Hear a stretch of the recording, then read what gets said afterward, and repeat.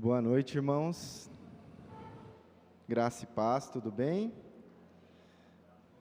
Você pode ficar de pé só um pouquinho. 10 pessoas, 10 pessoas. Abraça 10 pessoas.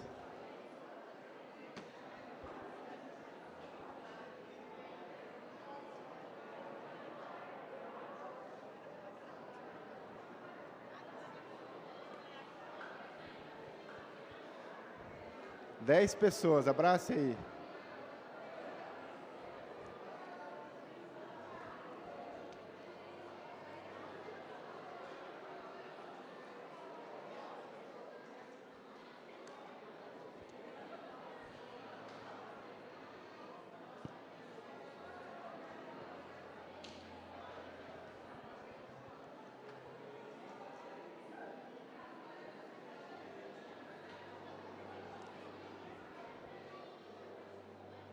Amém! Como é bom a gente poder fazer isso. Deixa eu te falar uma coisa. Sabia que tem gente que só recebe um abraço no domingo aqui? E às vezes a gente não entende isso, né? A gente fica meio assim nessa hora de dar esse abraço. Mas eu escutei isso de uma pessoa daqui que tem semanas que o único abraço que ela recebe durante a semana é aqui na igreja. Então, não perca a oportunidade, tá? Abrace o máximo de pessoas que você puder, não apenas na hora que alguém está te pedindo, mas todo o tempo, né? A hora que você estiver perto de alguém aí, você dê esse abraço, transmita aquilo que Deus tem na sua vida para a vida dela. Abra a tua Bíblia comigo em Efésios, capítulo 1.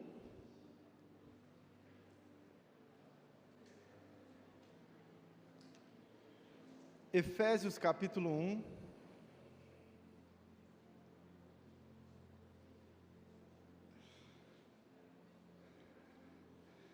Nós vamos ler esse texto.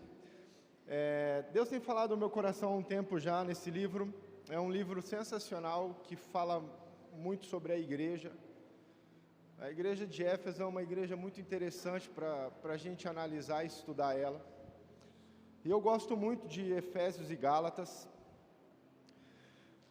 E esse capítulo 1, principalmente, é um capítulo essencial para a gente entender propósito na nossa vida.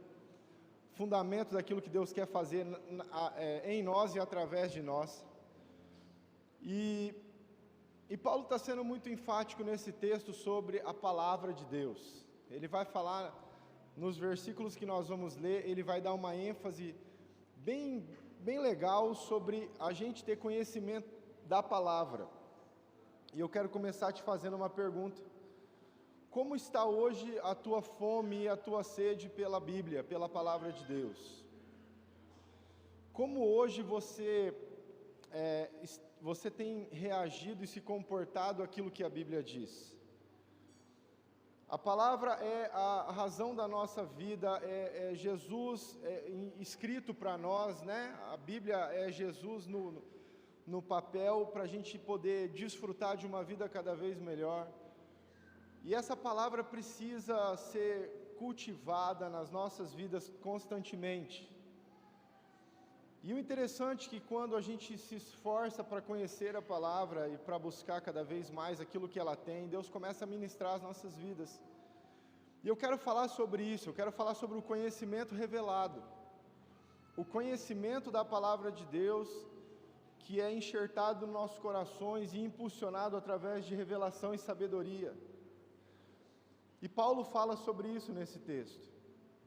Vamos ler ele, versículo 15.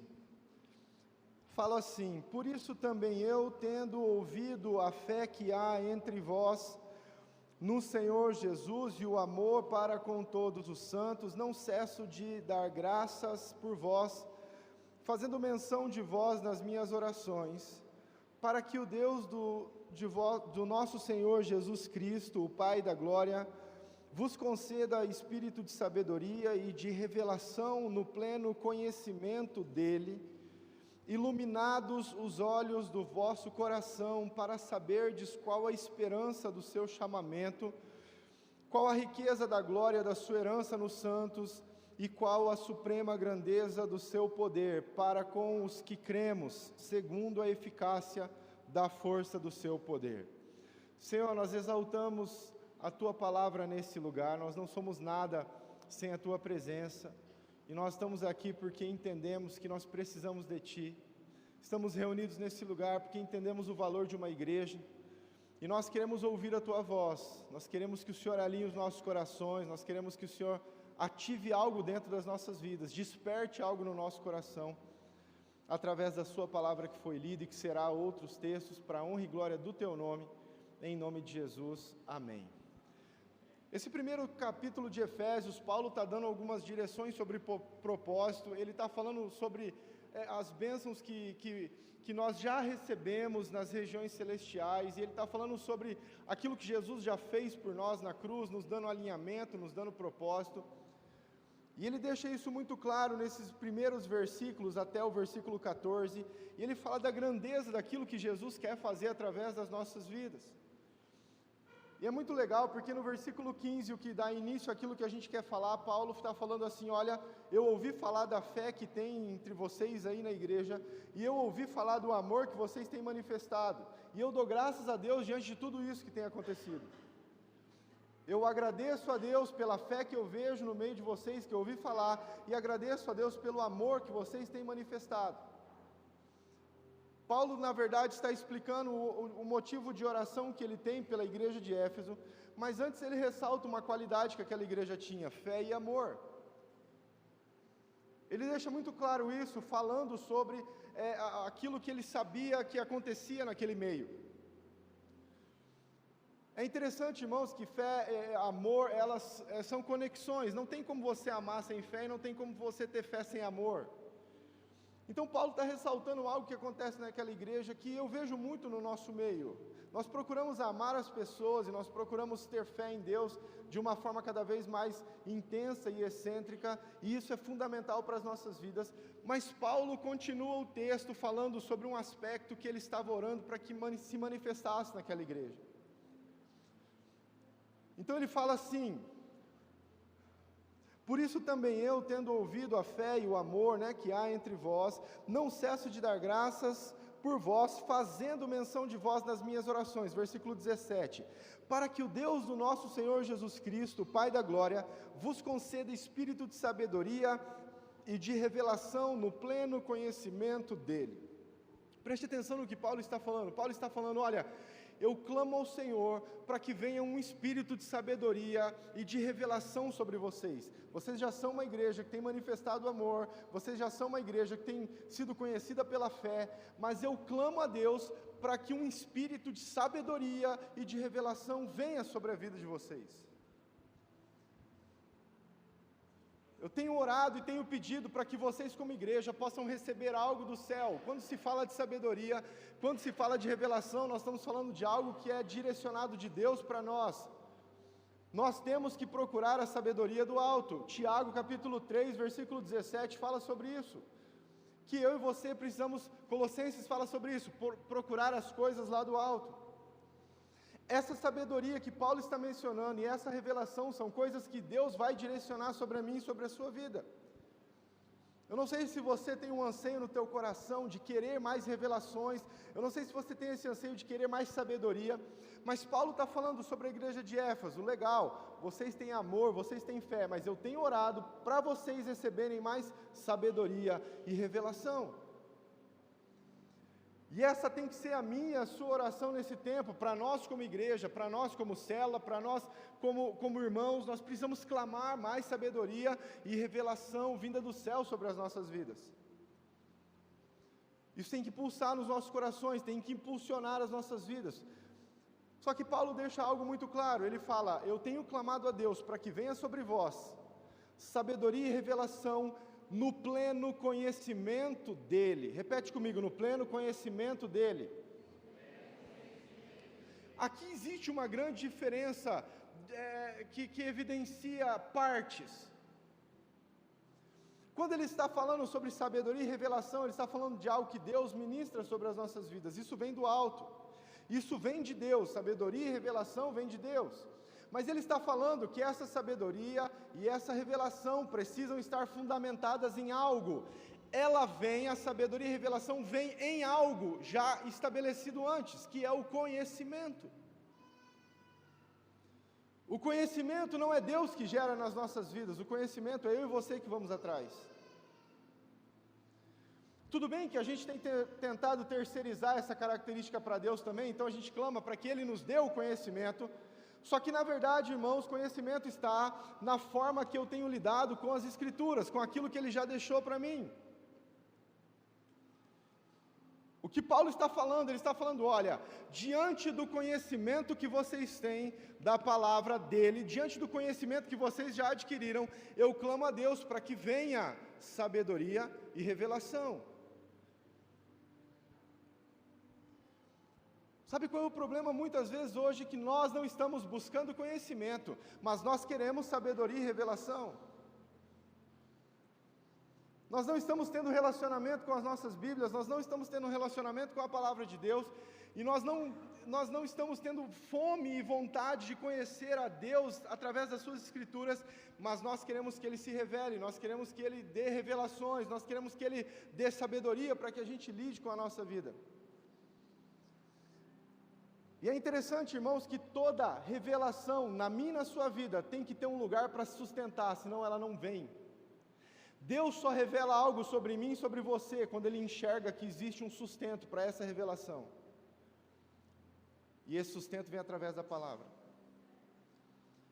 Quanto mais lemos a Bíblia, quanto mais desenvolvemos a nossa vida na palavra de Deus, mais nós conseguimos entender e receber revelações do céu, sabedoria do céu sobre as nossas vidas. Não existe o contrário. Não existe você receber sabedoria para que você possa adquirir o conhecimento da palavra. É sempre diante de uma base que você já tem, a sabedoria vem. Eu acho muito forte essa expressão, porque ao mesmo tempo que Paulo está exaltando algo muito poderoso naquela igreja, ele está corrigindo algo que muitas vezes está faltando. Que importante seria, irmãos, se nós nos dedicássemos a adquirir mais sabedoria para lidarmos com as situações da nossa vida. Que importante seria se nós adquiríssemos mais revelação para entendermos as situações que nós passamos no dia a dia, porque Deus quer fazer isso conosco, Ele quer se relacionar dessa maneira. Mas a falta de relacionamento e intimidade com as Escrituras tem feito com que essa sabedoria não atinja o nosso coração. Abre tua Bíblia comigo, Hebreus capítulo 4.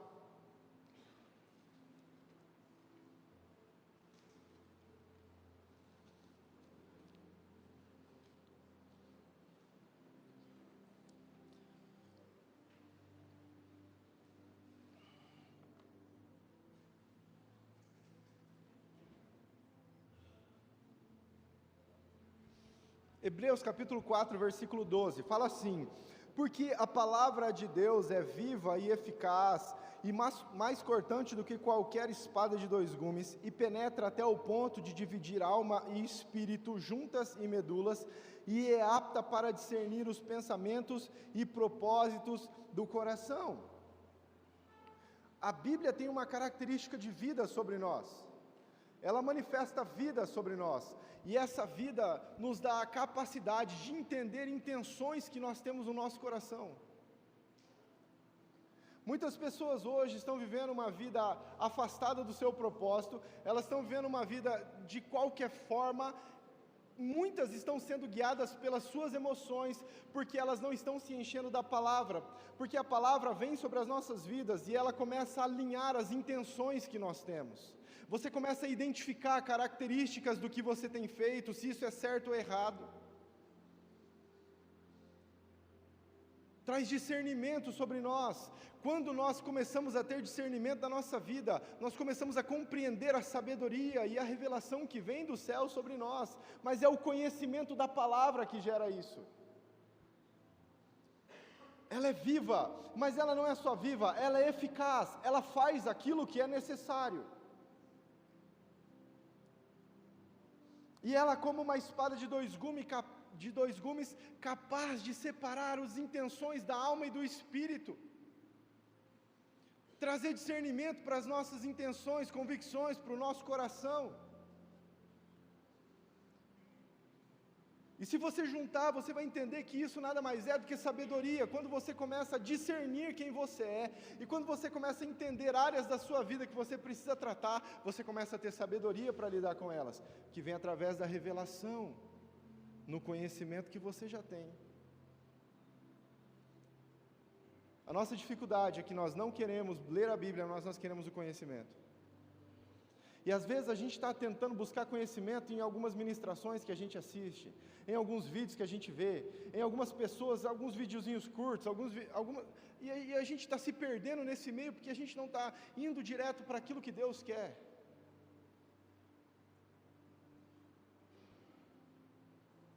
A Bíblia, irmãos, tem que pulsar os nossos corações. Paulo fala isso para Timóteo, 2 Timóteo, vamos lá comigo, por favor. Um pouquinho antes de Hebreus, 2 Timóteo, capítulo 3.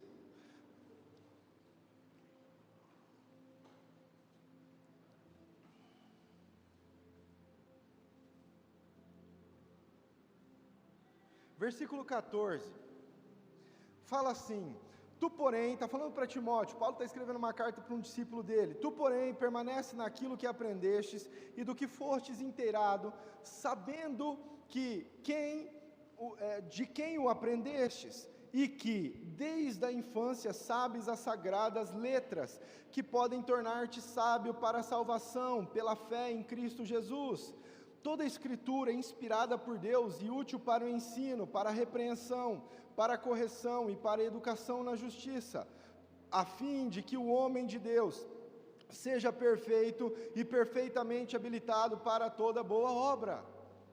Olha as características que Paulo está dando sobre a Escritura na vida de Timóteo. E o interessante, irmãos, é que esse texto impulsiona eu e você a lermos a palavra de Deus para que nós recebamos aquilo que Deus quer. Muitas vezes a gente lê um texto como esse, principalmente o verso 16, e a gente pensa assim: eu preciso saber a Bíblia para corrigir o meu irmão. Eu preciso saber a Bíblia para disciplinar aquela pessoa que está errando. Eu preciso aprender sobre a Bíblia, eu preciso ler a Bíblia, porque se eu sei a Bíblia, eu posso corrigir os outros. Porque toda a Escritura é inspirada por Deus e útil para o ensino, para a repreensão. Como é gostoso repreender os outros, né? Para a disciplina. Cara, como é bom disciplinar os outros. E a gente normalmente tem essa visão de que eu aprendo a Bíblia para que eu possa ministrar ou cuidar da vida dos outros. Não é isso que Paulo está falando para Timóteo aqui. Paulo está falando: olha, desde cedo você tem tido relacionamento com as Sagradas Escrituras. Por que desde cedo você tem tido? Permanece nelas. Por que permanece nelas? Porque para você, elas vão te trazer ensino, correção, disciplina. A gente tem que ler a Bíblia para nós. A palavra de Deus tem que ser algo que você lê para você, traz edificação para a tua vida. O teu comportamento marca a vida das pessoas. Você lê a Bíblia e se transforma nela andando. Essa tem que ser a motivação dos nossos corações. Quanto mais eu me encho da palavra de Deus, mais eu vejo que eu não sou nada, e mais eu entendo que Ele é tudo na minha vida, e mais eu entendo que eu posso ser alguma coisa nele. Porque vai se gerando sabedoria e revelação sobre a minha vida, diante do conhecimento que eu estou estabelecendo. Então, irmão, ler a Bíblia não é para conhecer histórias legais que você pode contar para os seus filhos, isso é bom também. Mas ler a Bíblia é criar um elo de relacionamento com Deus, onde Ele fala com você, e através das suas orações você fala com Ele. E Paulo está falando: cara, que legal o amor que vocês têm, muito legal a fé que vocês têm, mas eu tenho orado para que se manifeste sabedoria, para que tenha revelação diante do conhecimento que vocês estão adquirindo. Deixa eu te fazer uma pergunta. Hoje, diante do conhecimento que você tem buscado, que tipo de sabedoria você tem capacidade para receber? Mas não para aí, eu não quero parar aqui. Na verdade, o continuar do texto, volta lá para Efésios, por favor.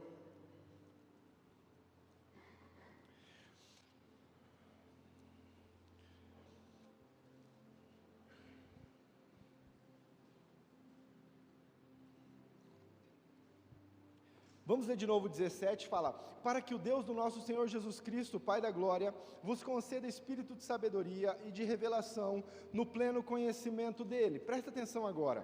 Para que vem a sabedoria e a revelação? Iluminados os olhos do vosso coração, para saberdes qual a esperança do seu chamado, qual a riqueza da glória da herança dos santos e qual a suprema grandeza do seu poder. Então Paulo está falando o seguinte, ele está falando: olha, eu clamo a Deus para que venha sabedoria sobre vocês e revelação diante do conhecimento que vocês têm, para que a mente de vocês seja aberta. A expressão iluminar os olhos do seu coração significa trazendo entendimento para você. Sabedoria e revelação vem trazendo entendimento de 3 coisas que eu quero conversar com você. Primeiro, versículo 18: iluminados os olhos do vosso coração, para saberdes, número 1, qual a esperança do seu chamado. Qual a esperança do seu chamado? Fé, tem o amor, a igreja já estava caminhando dessa forma, mas aqui Paulo está clamando sabedoria para que eles entendessem a função que eles tinham que executar em estar naquele meio. O chamado. E quando ele está falando de chamado, a expressão chamado aqui, ela tem 2 conotações que se linkam. A primeira delas é que eu e você fomos chamados para um reino superior. Reino de Deus. Entender a esperança do chamado é entender que eu fui tirado das trevas para a luz. Então eu faço parte de um novo reino, eu fui chamado a fazer parte. É a mesma expressão de um convite, de uma festa especial. Mas eu também preciso entender que aí a segunda conotação desse texto, dessa palavra, que fala que o chamado é executar uma função diante de um convite. Então eu fui chamado para fazer parte de um reino, mas eu não fui chamado para fazer parte desse reino não fazendo nada.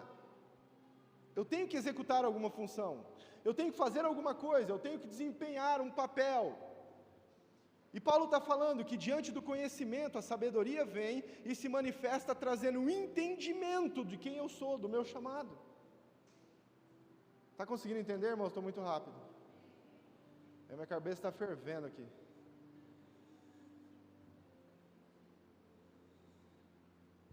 Quando eu tenho entendimento do meu chamado, eu começo a participar do corpo. É muito pouco achar que Jesus morreu para você ficar sentado numa cadeira. É muito pequeno eu achar que Jesus se entregou na cruz para que eu pudesse participar de uma reunião no domingo à noite. E eu preciso entender que a morte dele despertou algo na minha vida. Na verdade, abriu o céu sobre mim para que eu pudesse desempenhar um papel.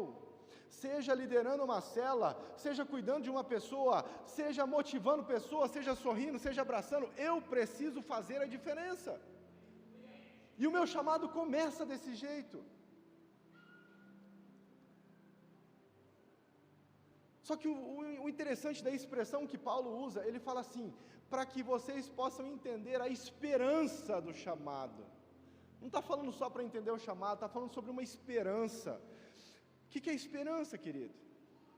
Expectativa, é algo que você fica ansioso para que aconteça, você espera aquilo. Então ele está falando de uma dimensão de uma igreja que ama e tem fé, mas que tem que ter uma esperança de funcionamento, de atitude, de fazer algo. Isso vem diante do conhecimento. O conhecimento estabelecido vem e traz sabedoria que revela para nós a esperança daquilo que a gente precisa fazer, daquilo que a gente pode ser. É isso que Paulo está falando para essa igreja. Essa esperança do chamado tem que impulsionar os nossos corações. Sabe qual que é o problema, irmãos? O diabo tem enganado muitas pessoas hoje em dia, porque as pessoas olham para si mesmas e pensam assim: cara, mas eu sou muito fraco, eu não vou conseguir não. Tudo isso que você está falando, pastor, é muito legal, olha, é muito legal mesmo, mas eu sou muito pequeno, eu sou pobre, eu sou de uma família muito humilde, eu sou fraco. E como as pessoas hoje têm deixado de cumprir o seu propósito, porque elas têm se minimizado, se menosprezado, elas têm achado que elas não vão conseguir, elas têm entendido que elas não vão para frente. E a gente tem uma visão errada sobre chamado. A gente acha que Deus vai escolher os perfeitos para fazer aquilo que Ele quer. Dá um cutucão no seu amigo do lado aí e fala assim, cara, você está errado, não é isso não. 1 Coríntios capítulo 1, abre lá comigo. 1 Coríntios capítulo 1.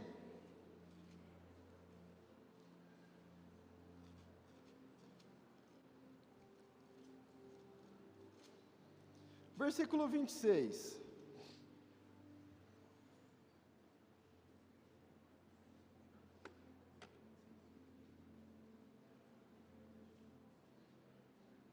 Presta atenção nesse texto, ele fala assim, irmãos, reparai pois na vossa vocação, está falando de chamado aqui. Paulo está escrevendo para Coríntios, está falando sobre chamado. Olha só, irmãos, reparai pois na vossa vocação. Então, a palavra reparar é assim, ó, presta muita atenção no que eu vou te falar. Dá uma atenção nisso aqui. Reparai pois na vossa vocação, visto que não foram chamados muitos sábios segundo a carne, nem muitos poderosos, nem muitos de nobre nascimento. Olha eu e você aqui, irmãos. Não foram chamados muitos sábios conforme a carne. Você acha que você não é muito sábio, irmão? Está aqui você. Não foram chamados os poderosos. Não foram chamados os de nobre nascimento. Ele continua. Pelo contrário, Deus escolheu as coisas loucas do mundo para envergonhar os sábios. É nós, irmãos, louco. Deus escolheu as coisas fracas do mundo para envergonhar as fortes. E Deus escolheu as coisas humildes do mundo e as desprezadas, e aquelas que não são, para reduzir aquelas que são, a fim de que ninguém se glorie na presença dele. Então, irmão, não tem que ser perfeito, ou especial, ou super, para você atender o chamado de Deus. Você tem que ser você. Porque você sendo você, é o jeito que Ele quer. O problema, queridos, é que a gente está aceitando essas mentiras, de que a gente não pode, a gente não consegue, a gente não é, a gente não faz e tal, e aí a gente internaliza isso, e a gente não consegue desfrutar. Efésios capítulo 4, versículo 1, fala assim, olha, ande de forma digna ao seu chamado. É você entender que Deus te escolheu, não importa o jeito que você soluciona o seu pecado nele, e aí você vive a tua vida nele, e ele vai ativar dentro de você isso. Mas Ele quer usar você, Ele quer fazer de você um referencial, Ele quer fazer você ser luz no meio das trevas, Ele quer fazer brilhar a tua luz nesse tempo, Ele quer fazer você ser sal para trazer sabor. Enquanto Jesus está olhando para mim e para você, e está vendo o potencial que nós temos, nós estamos olhando para nós, estamos vendo as limitações. Deixa eu dizer uma coisa para você, amado, nunca suas limitações vão acabar, nunca, sempre vai ter alguma coisa que vai te limitar, sabia disso? Ou você acha que um dia você vai ser o Superman? Pelo contrário, quando chega a nossa limitação, Ele faz, mas tem uma hora que você faz. Segunda coisa que Paulo fala, Paulo fala o seguinte, volta lá para Efésios, amado. Vai folhear bastante a Bíblia hoje, né? Os irmãos com celular aí se deram bem. Segunda coisa, no verso 18 ainda ele fala, iluminados os olhos do vosso coração, para saberdes qual a esperança do seu chamado, qual a riqueza da glória da sua herança nos santos. Então, segundo, saber qual é a riqueza da nossa herança. Você tem uma herança, meu irmão. Só que nós temos vivido um tempo onde a igreja tem perdido a expectativa na volta de Cristo. A gente já não pensa mais nisso, a gente já não fala mais disso, a gente nem quer falar disso, né? Precisa, mas a gente não quer, porque tem que casar antes de Jesus voltar. Como assim, pastor? Vou para o céu sem casar. Alguns pensam que tem que ter filho antes de ir para o céu. E aí, irmãos, em vez de ser uma igreja, como o Apocalipse fala que o Espírito e a noiva dizem, vem, nós estamos sendo uma igreja falando, espera, vem não, Jesus. Estamos adiando a herança que é nossa por direito de sangue, que Jesus pagou na cruz e nos tornou herdeiros de Deus e co-herdeiros com Cristo. E ao invés de desfrutarmos dessa herança, a gente está adiando. A gente está prorrogando isso, falando, Senhor, não tem mais expectativa não, o negócio está tudo ferrado mesmo, então, né, deixa rolar. Mas esse texto fala, a riqueza da glória. Ele não está falando só saber qual é a herança, ele está falando a riqueza da glória. É muito rico em Deus aquilo que tem para acontecer na tua vida, amado. E a sabedoria e a revelação diante do conhecimento vai começar a trazer sobre as nossas vidas o impulso de que herança é essa. Romanos 8, vamos lá.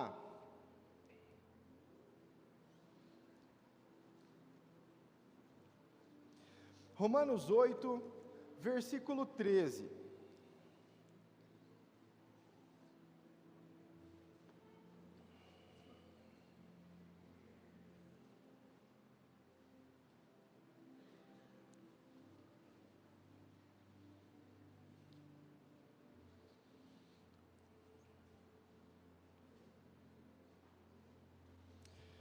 Porque se viverdes segundo a carne, caminhais para a morte, mas se pelo Espírito mortificardes os feitos do corpo, certamente vivereis. Pois todos os que são guiados pelo Espírito de Deus são filhos de Deus, porque não recebestes o espírito de escravidão, para viverdes outra vez atemorizados, mas recebestes espírito de adoção, baseado no qual clamamos, Abba, Pai. O próprio Espírito testifica com o nosso espírito que somos filhos de Deus. Ora, se somos filhos, somos também herdeiros, herdeiros de Deus e co-herdeiros com Cristo. Se com Ele sofremos, com Ele também seremos glorificados.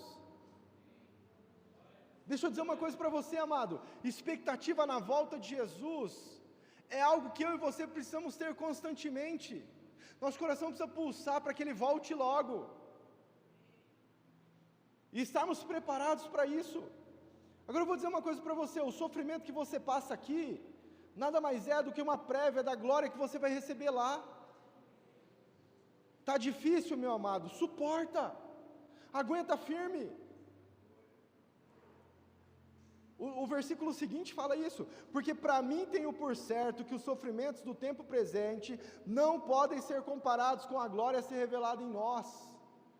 Está sofrendo, meu amado, fica firme, aguenta o tranco, porque a nossa leve e momentânea tribulação produzirá para nós peso de glória. Só que tem que ficar firme. Eu tenho que ter expectativa nessa herança, naquilo que Ele prometeu para mim. Isso precisa impulsionar o meu e o seu coração, isso precisa motivar as nossas vidas. Espera aí, pastor, você está falando que ir para o céu tem que motivar a minha vida? Claro que tem, meu amado. Passar a eternidade com Ele tem que ser algo de muita expectativa no teu coração. Não é porque chegar lá vai ter rua de ouro. Acaba com esse coração de mamão, né, que pensa só no ouro, quero ouro. Pelo contrário, amado, é o fato de estarmos com Ele na glória, de querermos mais daquilo que Ele tem para nós. Só que muitas vezes nós perdemos a expectativa. E eu vou dizer para você onde está o problema. Não temos buscado conhecimento, não temos tido sabedoria para que essa revelação da herança venha sobre as nossas vidas. Vamos falar a verdade, querido, se você tiver uma herança para receber, você não vai esperar com muita expectativa. Cara, você tem 1 milhão para receber, você não vai dormir direito, perigoso até orar para morrer logo, quem tem que morrer.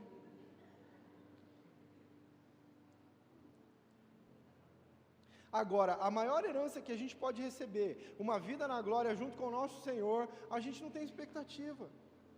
A gente perdeu essa graça nos nossos corações. Então, é muito legal isso, porque ele está falando sobre chamado, e ele está falando sobre destino. Ele está falando sobre eu entender o meu chamado, e eu entender aonde eu vou morar, o lugar que está preparado para mim. João capítulo 14, na casa do meu pai há muitas moradas. E Jesus fala, e eu vou preparar para vocês uma. A minha está lá, irmãos. Só que eu tenho que ter esperança, eu tenho que entender que isso faz parte da minha vida, porque quando eu vejo dessa forma, os meus olhos começam a mudar, irmãos. Quando você começa a entender a herança que você tem, você para de querer valorizar tudo que é da terra, você começa a colocar os teus olhos no lugar onde você vai morar para sempre.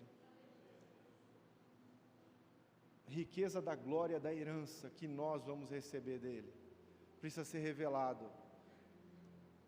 E aí o terceiro que ele vem, e aí o versículo 19, volta lá para Efésios, capítulo 1,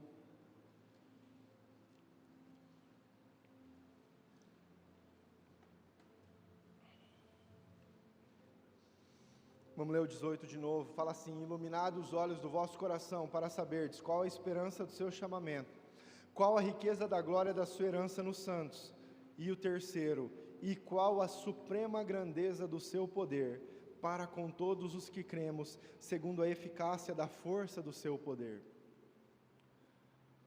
Sabia que tem poder em você? Você sabia que tem poder em você?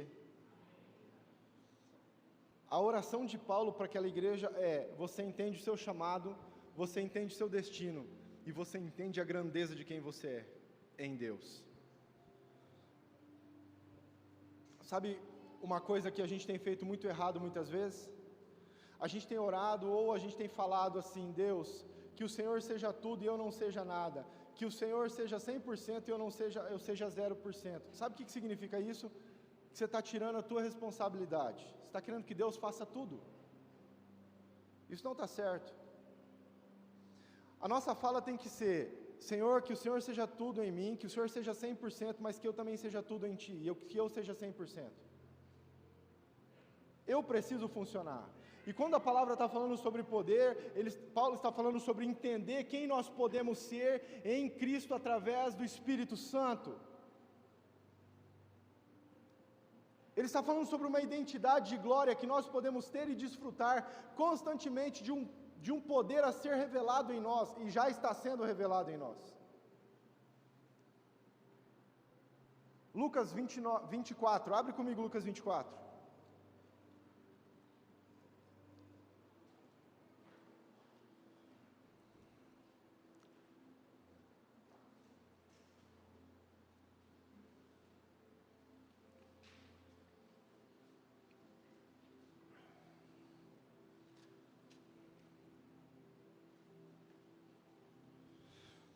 Lucas 24, versículo 44. A seguir, vou esperar você abrir, pode abrir.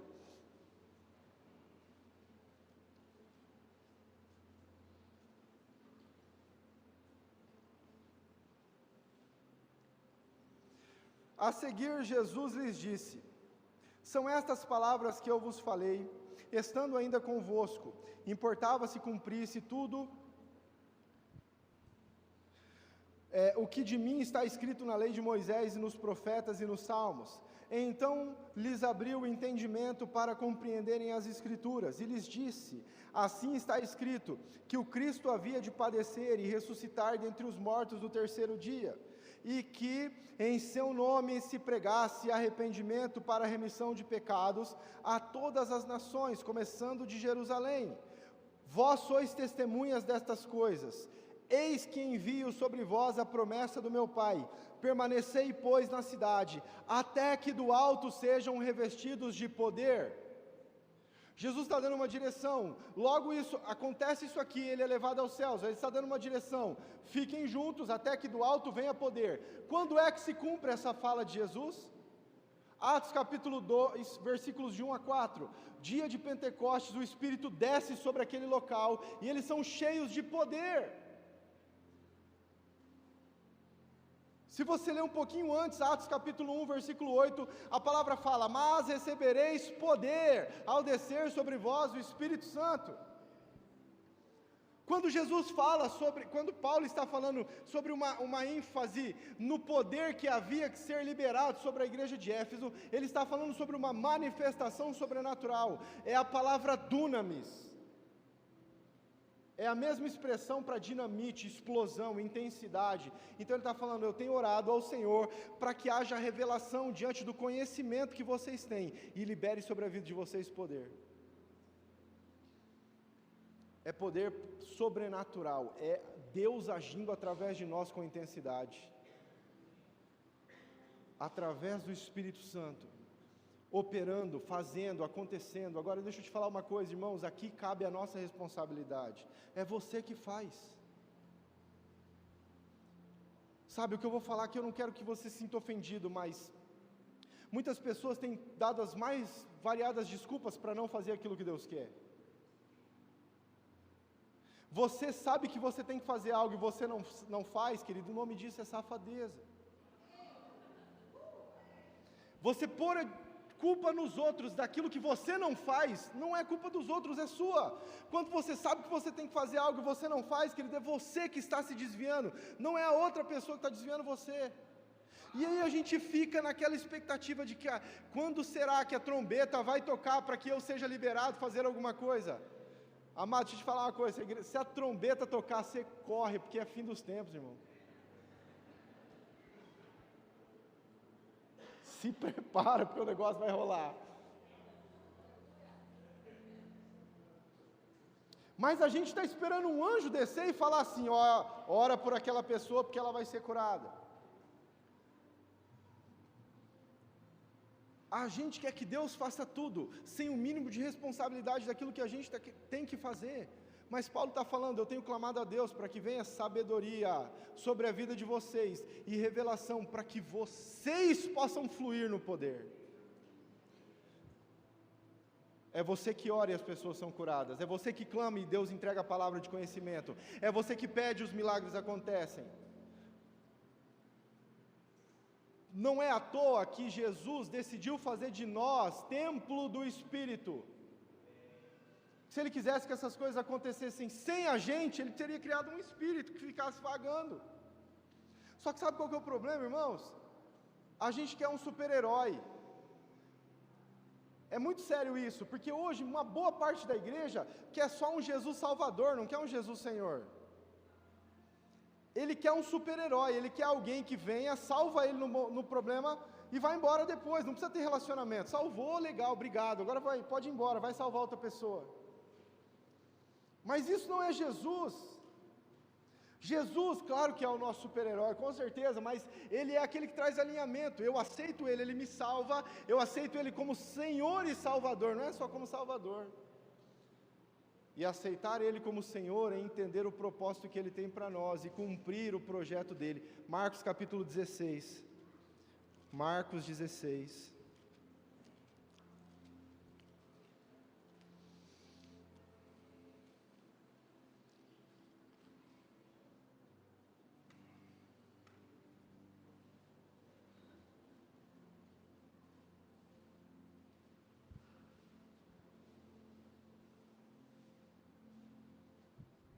Marcos capítulo 16, versículo 15. A palavra fala assim: E disse-lhes: Ide por todo o mundo e pregai o evangelho a toda criatura. Quem crer e for batizado será salvo. Quem, porém, não crer será condenado. Amém? Yes, olha que versículo lindo. Acabou aí? Não. Jesus continua. Ele fala assim: Estes sinais hão de acompanhar aqueles que creem. Em meu nome expelirão demônios, falarão novas línguas, pegarão em serpentes, e se alguma coisa mortífera beberem, não lhes fará mal. Se impuserem as mãos sobre os enfermos, eles ficarão curados. O problema é que a gente acha que isso aqui esse versículo 17 em seguinte, a gente acha que Jesus selecionou algumas pessoas muito especiais para fazer isso. O que? Eu posso orar por alguém, essa pessoa ser curada? Pode, meu amado, porque tem poder dentro de você, tem dunamis aí dentro. Não é para quem tem dom, o dom é específico, ele vai funcionar, mas aqui está falando assim, ó, os que creem, você crê? Crê em Jesus? Os que creem farão esses sinais, não é os especiais, não é a galera que senta na frente. Os que creem farão esses sinais. Se você crer, eles vão te acompanhar. Olha que interessante, versículo 20 fala: e eles, tendo partido, pregaram em toda parte, cooperando com eles o Senhor e confirmando a palavra por meio de sinais que os seguiam. O conhecimento traz revelação e sabedoria para que eu entenda o poder que tem dentro de mim e possa liberar esse poder através destes sinais. Agora, irmãos, às vezes a gente está morto, está dormindo para aquilo que Deus tem para fazer na nossa vida. A gente tem clamado aqui para que haja esse acender intenso sobre as nossas vidas, de entender, irmãos, que Deus quer nos usar. Mas tem que ter uma atitude nossa, tem que ter um momento que eu vou fazer, é a minha decisão de operar, Deus vai fazer, mas é diante daquilo que eu estou fazendo. Você está entendendo, amado? Isso precisa motivar e impulsionar os nossos corações, amado, porque quanto mais conhecimento eu adquirir, mais eu vou entender o poder que tem dentro de mim. Ninguém vai segurar você. Esse poder nada mais é, irmãos, do que a manifestação do reino de Deus. E o reino de Deus não está num lugar visível, ele está dentro de nós. Se ele está dentro de nós, ele precisa sair. E ele vai sair através da manifestação daquilo que o reino é. Hebreus capítulo 6, ali no versículo 4 ou 5, ele está falando sobre um homem que cai. Eu não quero dar ênfase na queda, mas eu quero falar sobre uma característica que ele tinha. A Bíblia fala, aqueles que descobriram, que vivenciaram poder da era vindoura. Sabe o que significa isso? Está falando de usar, está falando de manifestar o poder daquilo que um dia o céu vai ser. A Bíblia ensina para mim e para você que agora a gente já manifesta aquilo que o céu vai ser um dia. Agora eu vou te falar uma coisa, lá no céu tem doença? Você vai chegar lá e vai ficar doente, vai pegar uma gripe, né? Ficar descalço no ouro.